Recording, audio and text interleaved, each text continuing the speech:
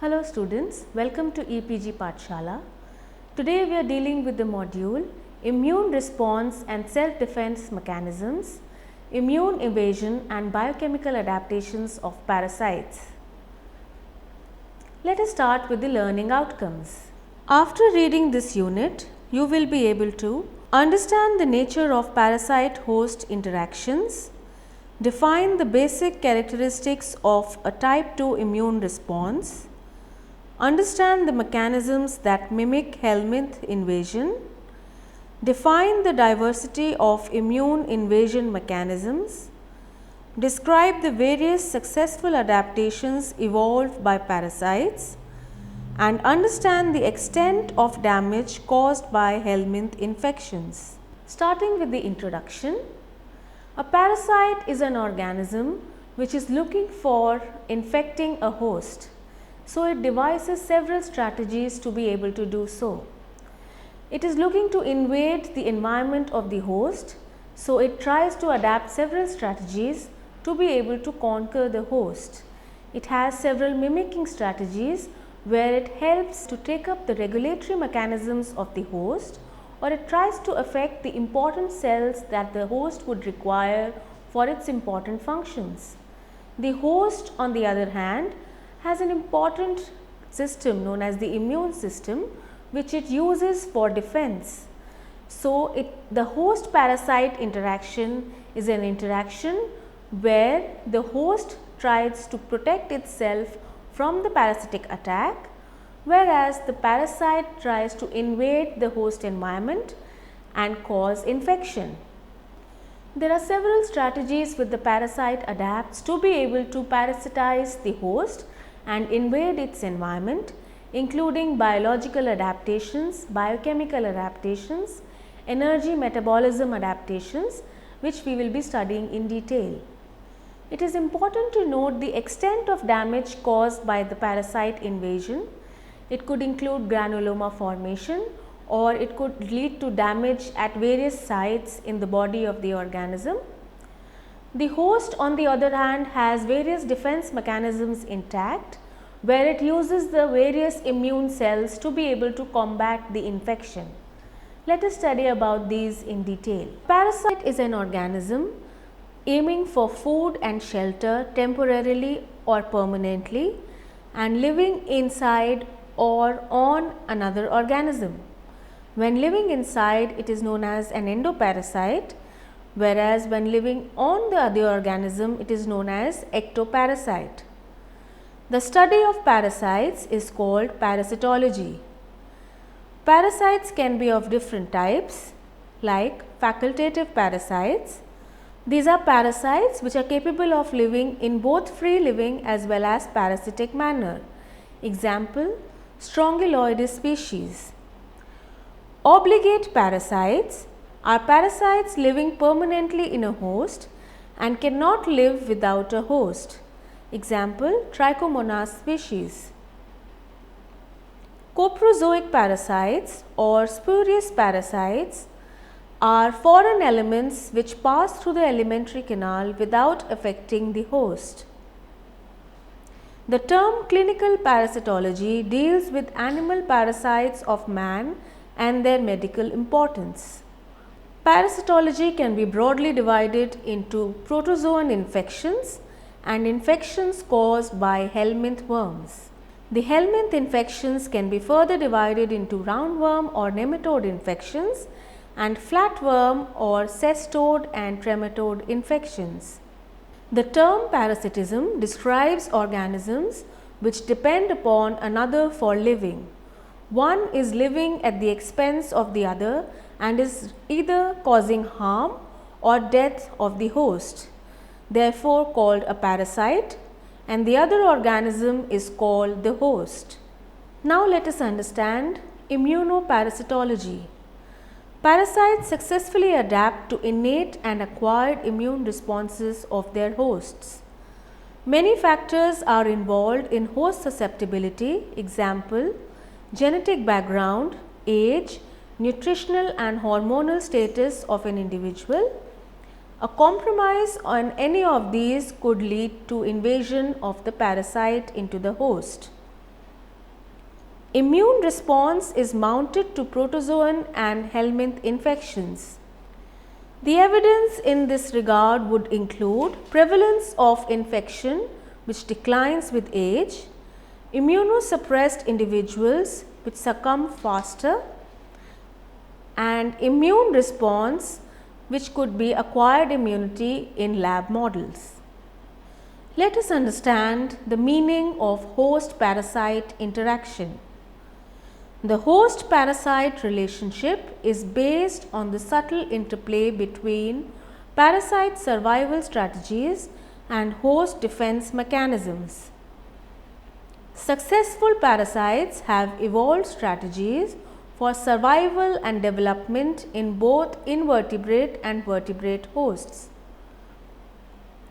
The goal of a parasite is to propagate within the host and be transmitted to the next host.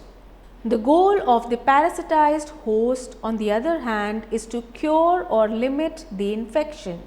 Let us now learn about vertebrate immune responses to helminth infections. Helminths are mostly extracellular and too large for phagocytosis. In cases of some gastrointestinal nematodes, the host develops inflammation and hypersensitivity. Eosinophils and IgE initiate inflammatory responses in the intestine or lung tissues of the host. Histamine elicited responses are also raised in cases of helminth infections, which are similar to allergic reactions. A vertebrate immune response to a helminth parasite could be divided into two categories. It could be an acute response where IgE and eosinophil mediate and cause systemic inflammation leading to the expulsion of the worm, or it could be a chronic exposure where the DTH cells and Th1 cells, in accordance with the activated macrophages, lead to granuloma formation. The Th2 cells and B cell responses increase IgE, mast cells and eosinophils, leading to chronic inflammation. The helminth parasites are usually very large in size and therefore difficult to eliminate from the host environment. The primary response to such infections is inflammation, and the worms are often not eliminated. This flowchart depicts key features of helminth specific type 2 immunity. The type 2 immunity and wound healing refer to revolutionary refinement of adaptive immunity by helminths. The type 2 immunity is specifically raised against helminth infection. The helminth vertebrate coevolution occurs when progenitor wound healing response is raised.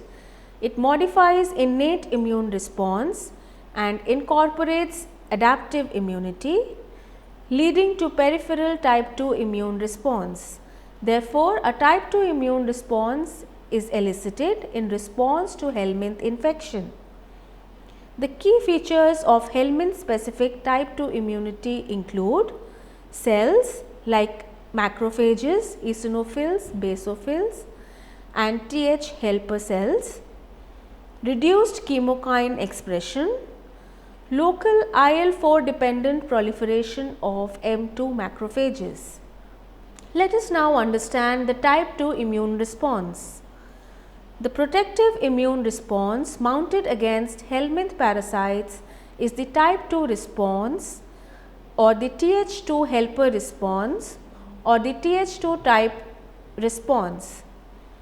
It is the combined immune response comprising of both innate and adaptive components, defining it discretely from the adaptive Th2 cell response. The Th2 type responses are denoted by increase in the levels of interleukin 4 and other Th2 type cytokines like IL-5, IL-9, IL-13 and IL-21. Activation and expansion of CD4 plus Th2 cells, plasma cells secreting IgE, eosinophils, mast cells and basophils. All these in turn produce several types of Th2 type cytokines. The IL-17 related cytokine IL-25, also known as IL-17E, is associated with the Th2 type response and can promote Th2 cell differentiation and nematode parasite expulsion. Let us now understand the role of the immune system in homeostasis. Homeostasis is influenced by the diversity of pathogens that infect host populations during the course of evolution. This diagram depicts how the infection is undertaken in different parasites. In bacteria, viruses and protozoans, the type 1 immune response is elicited, where the main players are IL-12, IL-17 and INF gamma. There are various cells of the immune system mediating this type of response and harmful inflammation is caused. The type 1 immunity is dealing with autoimmunity and metabolic disorders. In case of Helminth infections, however, the type 2 immune response is elicited, where the main players are IL-4, IL-5, IL-13 and IL-10. The various cells of the immune system involved are shown here, which elicit a harmful inflammation. The type 2 immunity is characterized by fibrosis and allergy. Let us now take a look at the Helminth induced type 2 and regulatory immune responses. The various type of helminths are shown in the first panel, where we have the trematodes and cestodes, nematodes and helminth eggs. The regulation of this type of invasion is carried out by tolerogenic DC cells and Treg cells, where immunopathology is elicited. The induction of type 2 responses is carried on also by type 2 DC cells, which also involves the Th2 cells and basophil. A protective immune response is also elicited by the host, which involves wound repair, weep and sweep response, mucus secretion and epithelial shedding. Let us now understand the relationship between injury and type 2 immunity. The signals responsible for induction of type 1 immune responses include pathogen associated molecular patterns or PAMPs, which result in registering of a microbial insult by the immune system. The signals involved in the induction of type 2 immunity are not as well understood. Absence of PAMs leading to tissue damage promotes a type 1 immune response and also derives a type 2 immunity. Epithelial alarmins, along with the enormous size of the parasite and the tissue damage that it causes during invasion, are important factors in the induction of a type 2 response. One of such alarmins is the thymic stromal lymphoprotein or TSLP, which is believed to direct type 2 immunity by eliciting a population of functionally distinct IL-4 producing basophils and by actively suppressing the production of IL-12 by dendritic cells. The cytokine IL-33 is an alarmin secreted from the nucleus of a necrotic epithelial cell, endothelial cells and fibroblasts. Several cytokine alarmins like IL-33, IL-17 and IL-25 are involved in the initiation of protective type 2 immune responses during macroparasite infection. The type 2 immune response also promotes tissue repair and immunity against helminths. Tissue repair is characterized by angiogenesis, microfibroblast activation and ECM deposition. Anti-helminth immunity is characterized by goblet cell hyperplasia, smooth muscle contraction, epithelial cell turnover, encapsulation and barrier formation and increased luminal fluids. In this diagram, we can see the helminth parasite trying to invade the host through the extracellular membrane barrier and the various immune cells which are playing a role in the immunity of the host, and how tissue repair and anti-helminth immunity are brought about by a successful host. Let us now understand the functions of innate effector cells during the Th2 type response. The two methodologies followed by the host in this regard are healing the damaged tissue and resistance to parasite invasion. Both these mechanisms are brought about by the immune cells of the host. The healing of damaged tissue is brought about by proline production, fibroblast recruitment and collagen production are involved here. The TGF beta induction of smooth muscle actin expression and fibroblast activation bringing about wound contraction. Tissue remodeling and debris clearance is brought about mainly by eosinophils. The IL-13 production also causes fibroblast activation. Regarding the resistance to parasite invasion, neutrophil cells are the early responders, whereas the AAM cells are responsible for arginase dependent expression profile. The eosinophil cells are directly responsible for killing the worm in vitro. The mast cells are important as soluble mediators with increased vascular permeability. Immune regulation is brought about by downregulation of the Th1 cells and Th17 cell responses, amplification of Th2 cell type responses, Th2 cell cytokine production brought about by initiation and amplification of Th2 type response, and effects on non-bone marrow derived cells.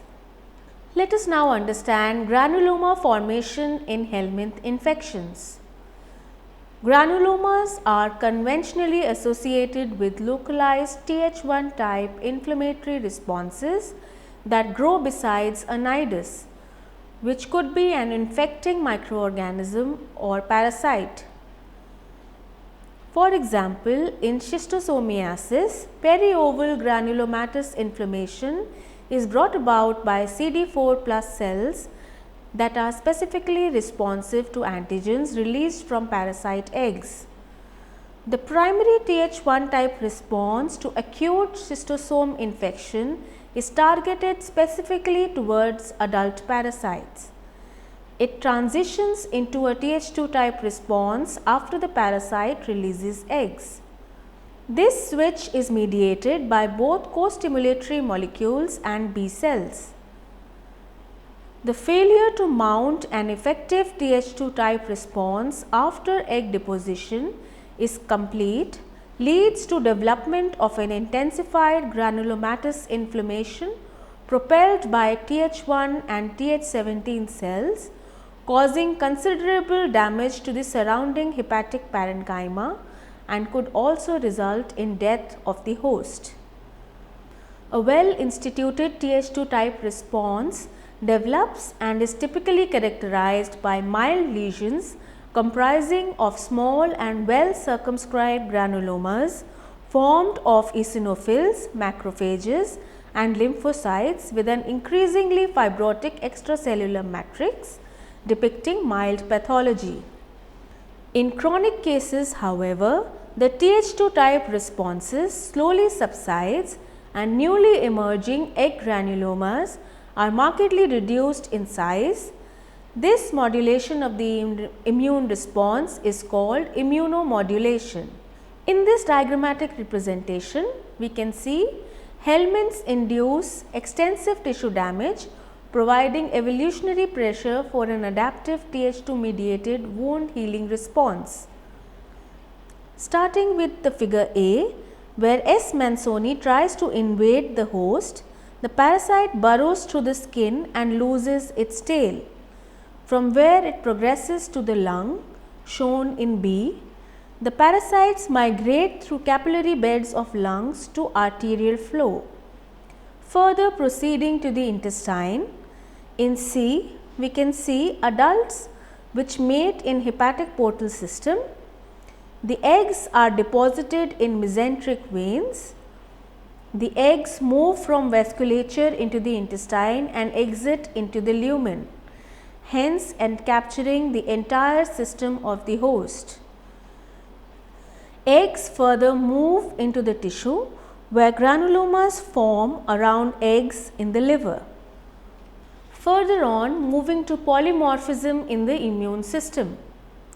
Exceptional polymorphism is depicted by the genes of the immune system, indicating selection by diverse and rapidly varying pathogens, along with the balancing of effective pathogen elimination against the risk of self-destructive reactions. This phenomena is well understood for polymorphisms affecting the structural domains of proteins that are involved in pathogen recognition. It is not known for regulation of immune responses. Parasites are known to dampen, rather fully diminish immune responsiveness. The degree of immune suppression varies between the pathogen species. Quantitative polymorphisms in the immune system control the intensity of immune responses, exemplified by bringing about nucleotide variations in regions controlling expression levels rather than variation in amino acid sequence in structural domains. Further discussing the diversity of immune evasion mechanisms. All immune evasion responses are profoundly ingrained in the elements of molecular machinery that regulates the immune response. Classification of these mechanisms are based on the mode of action. First, dealing with passive evasion. Parasites hide away from the immune system by conquering immune privileged sites like the CNS, eye or fat body that are not guarded by the host's immune system. Parasites could become invisible to the immune system by shielding surface molecules soon after they are opsonized by the host's immune system. Parasites are also capable of changing identity of their antigenic surfaces during infection, as the T cells and antibodies of the host immune system identify only specific surface epitopes. Parasites could also evade by mutating their epitopes. For example, in HIV, such mutations arise with sufficient frequency to outpace the host's immune mechanism. The parasite can also become inactive temporarily to escape the immune system, a state called quiescence. Example, bacteria become quiescent, depicting little or no metabolic activity and no cell division, avoiding being blocked by antibiotics targeting cell replication. Coming to active modulation and interference. A majority of immune evasion mechanisms involves active interaction with the host's immune system. Parasites particularly interfere with the regulatory network that coordinates the various components of the host immune defense and with the basic functions of the host cells. Parasites code for molecules capable of blocking or modulating specific steps in the host's immune response, along with the general basic cellular functions that are vital for host defense, like cell motility. With the process of ongoing coevolution with their hosts, some parasites, particularly the viruses, have been able to capture genes from their hosts and modify them such that these are capable of disarming host immunity. These genes generally code for natural elements that are involved in the regulation of the host's immune response or act as decoy receptors, thus inhibiting the immune response. Coming on to adaptations to parasitism. Parasitic adaptations comprise of responses to the parasite's environment, which is the body of another organism, the host.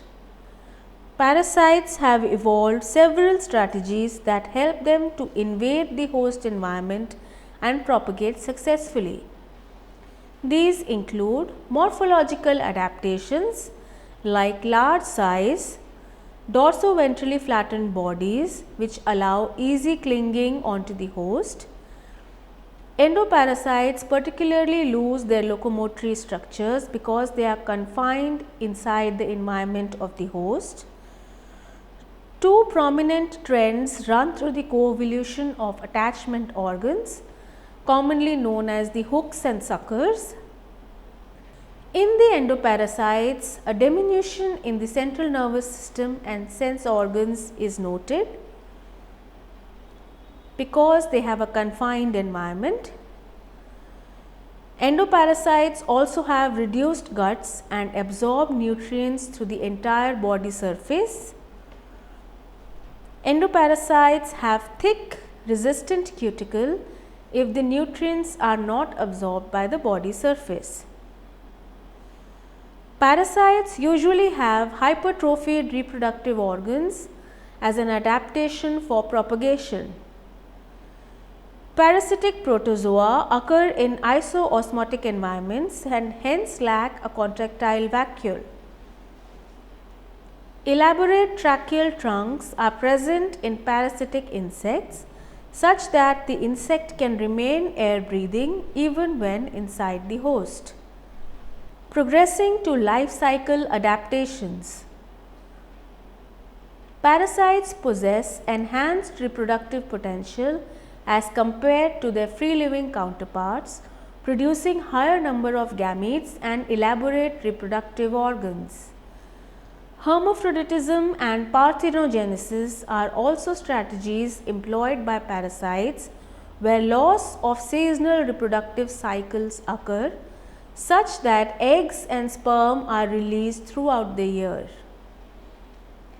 Rapid maturation, extended lifespan and asexual reproduction at different stages of the life cycle also enhance reproductive capacities. Infection of secondary and tertiary hosts. This has three main advantages. First, increased reproductive potential as sexual reproduction can occur in the alternative host. Second, increment in geographical range of parasite which is brought about by infection of multiple hosts. And third, an intermediate host which could pass on the parasite in the direction of its definitive host. Parasites minimize the free living phase of their life cycles to avoid variable external environments. Infective stages depict adaptations that enhance the chances of a parasite infecting its host. These include behavioral responses to recognize favorable environments, responding to chemical stimuli from the hosts, and altering the behavior of the infected intermediate host to increase chances of them being consumed by the final host. Next we have immunological adaptations. Vertebrates respond to foreign material invading their tissues by mounting a humoral and cell mediated response which depends upon the capability of the host to recognize self from non-self. Development of a fully effective immune response takes approximately 9 days. Therefore, a parasite persisting for any longer should have evolved certain mechanisms for evading or mitigating the response. These could be absorption of host antigen, antigenic variation, occupation of immunological privileged sites, disruption of the host's immune response, molecular mimicry, loss or masking of surface antigens. Now we move on to biochemical adaptations. These mainly involve the energy metabolism strategies. The energy metabolism of adult helminth parasites is fundamentally anaerobic. enabling survival in anaerobic or microaerobic sites in the host body like the gut or lumen. Breakdown of carbohydrate produces organic acids like acetate, lactate, succinate, propionate and branched fatty acid chains. The TCA cycle and cytochrome chain is often modified or reduced, resulting in a low ATP production per mole of glucose catabolized. Most parasites fix carbon dioxide and possess a partly reverse cycle where phosphoenol pyruvate or PEP plays a key role. Beta oxidation of fatty acids is also lacking along with only restricted amino acid catabolism. The second strategy for biochemical adaptations is synthetic reactions. Overall synthetic capacities of parasites are limited as compared to their free living relatives. This could be attributed to the low ATP per mole glucose generation or to the ample supply of nutrients in the parasite's environment. The third strategy for biochemical adaptation is nutrient uptake. Most endoparasites have reduced gut and do not produce any digestive enzymes of their own. They rather depend on their host's digestive enzymes for food breakdown into constituents such as amino acids, monosaccharides, fatty acids, which are then absorbed by the parasites through their teguments. For the nutrients available, absorption mechanisms of these parasites compete with the uptake mechanism of their host's intestine, as these mechanisms are kinetically very similar to those of the vertebrate intestine. Homeostasis and tolerance in helminth infections is depicted by diversity and dialogue in immunity to helminths. The host displays a variety of diversity in immune responses towards helminths depicted in this figure, where A shows immunosuppression, B shows immunological tolerance, C shows physiological tolerance and D shows modified Th2 type response. The various cells of the immune system coordinate together to be able to eliminate the parasite and provide a successful immune response. Let us now summarize what we have learnt in this module. It is very interesting to note the host and parasite interactions are an important component where the host is trying to eliminate the parasite utilizing various strategies, whereas the parasite is leading to various adaptive strategies to be able to parasitize the host.